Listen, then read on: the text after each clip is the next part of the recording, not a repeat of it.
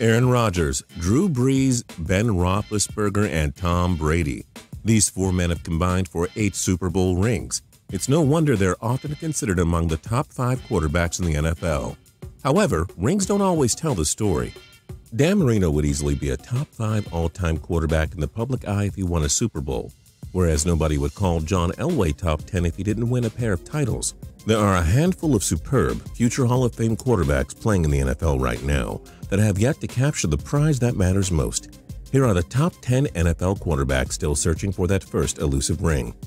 Number 10, Matt Ryan. There was a time when Matty Ice was an MVP candidate. He guided the Falcons to playoffs in 4 of his first 5 years with the team, including an appearance in the 2012 NFC Championship game. The 3-time Pro Bowler has seen his stats dip since Tony Gonzalez left in 2014, but he still has a respectable 202 career touchdowns against 107 interceptions with 32,757 passing yards. His Falcons appear to be through their rebuilding stage, but time is running out for the 31-year-old to show he's the guy to lead Atlanta to the promised land.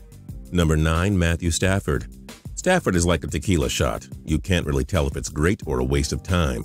The 2009 first overall pick has had some great moments with the Detroit Lions, but he just doesn't seem to have that it factor to take them all the way.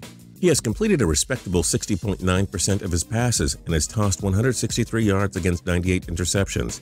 He's hit the 4,000 passing yards mark in each of the last 5 seasons, but has yet to win a playoff game with Detroit. Still, he's better than most and would flourish on almost any other team. Maybe it's just the Lions that are holding him back from a title. Number 8, Kirk Cousins. After years of having to wait for the end of the Robert Griffin era, Cousins finally got his chance to be the guy in Washington. All he did was toss 29 touchdowns against just 11 interceptions, while completing 69.8% of his passes for 4,166 yards.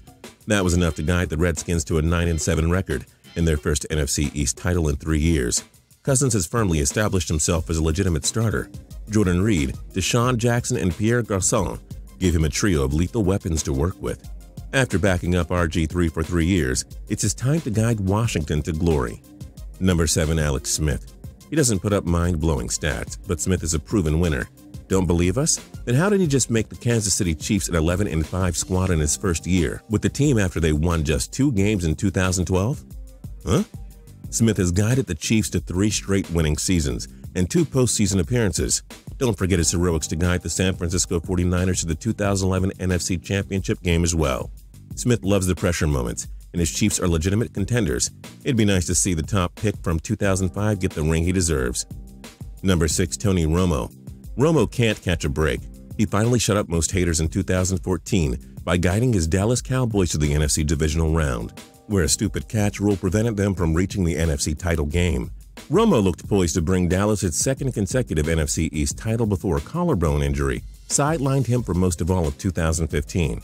And just weeks before the start of the 2016 season, he hurt his back in a preseason game. Say what you want about Romo, the guy is talented.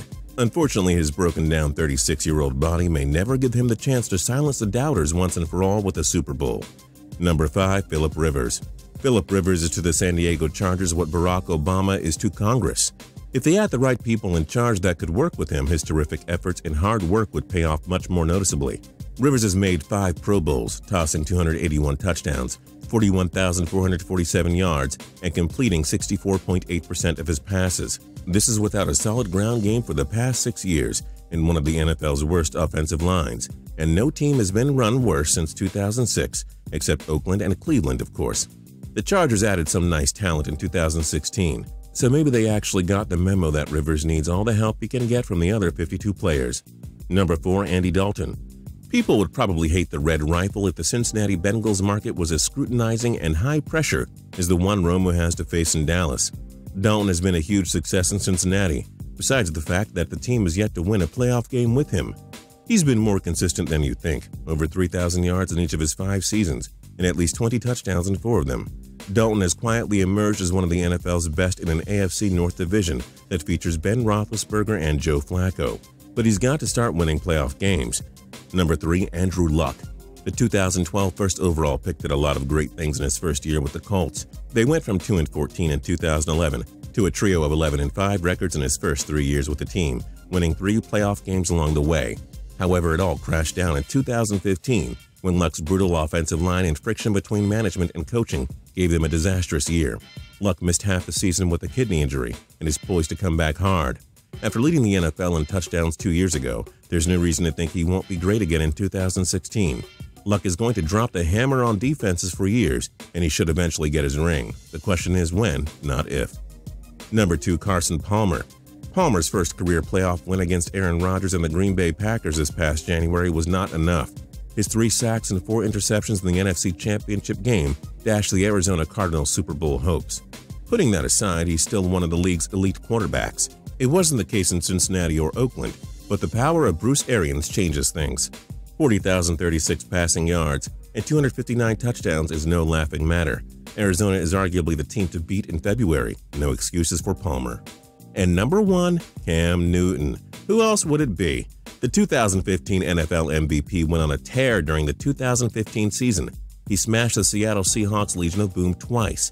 He defeated Aaron Rodgers, Andrew Luck, and Carson Palmer along the way as well. Newton devastated teams with his arms and legs, and only the dominant defense of the Super Bowl 50 winning Denver Broncos could shut him down. They had the once-in-a-lifetime roster whose epic pass rush and lockdown secondary forced him into a bad game. Newton would have beaten any other team in the Super Bowl. Sorry, haters. He won the MVP for a reason. He was the NFL's best quarterback last year.